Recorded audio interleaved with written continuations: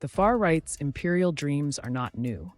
They echo the ambitions of 20th century fascist regimes that sought global domination through racial supremacy and militarism.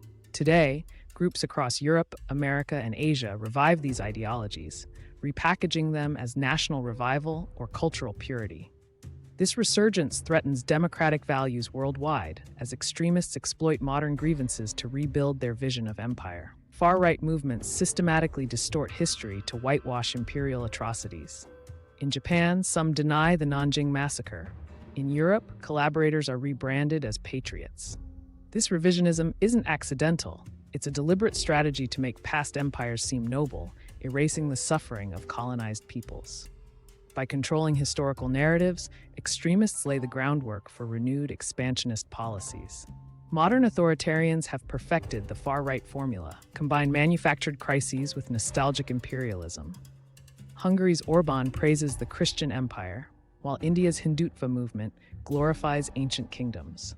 These leaders use democratic institutions to undermine democracy itself, centralizing power while scapegoating minorities, a tactic straight from the 1930s imperialist handbook.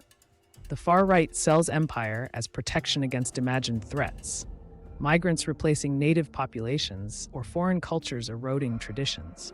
Think tanks and media amplify these fears, portraying multiculturalism as existential danger. This fear-mongering mirrors colonial-era civilizing mission rhetoric, justifying control over others as self-defense. The targets change, but the imperial logic remains identical. Social media algorithms have become the new colonial ships, transporting far-right ideology across borders at unprecedented speed. Platforms reward extremist content with engagement, creating self-reinforcing echo chambers. From Brazilian jungles to European suburbs, localized grievances are funneled into a global reactionary movement, a digital empire united by hatred rather than geography. Today's far-right operates as a transnational network, sharing tactics and resources. American white supremacists train Ukrainian militias.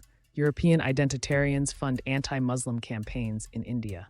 Their conferences mimic 19th century colonial congresses, but with encrypted messaging apps replacing steamships.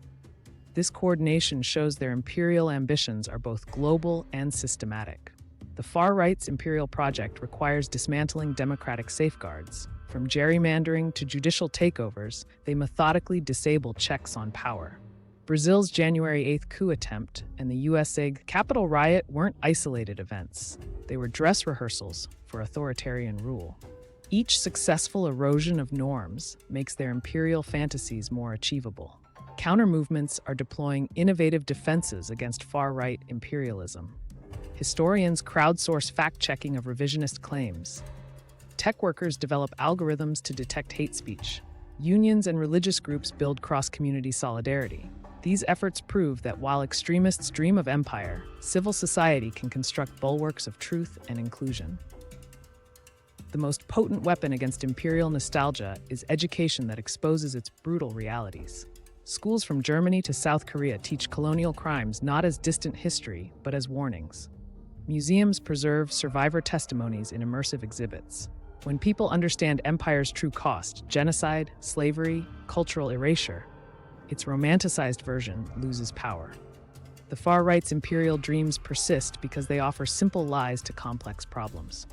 But history's arc shows that empires always fall, not just from external pressure, but internal moral collapse. Our choice isn't between different empires, but between empire and equality. By confronting this ideology's roots and manifestations, we can build futures anchored in justice rather than domination.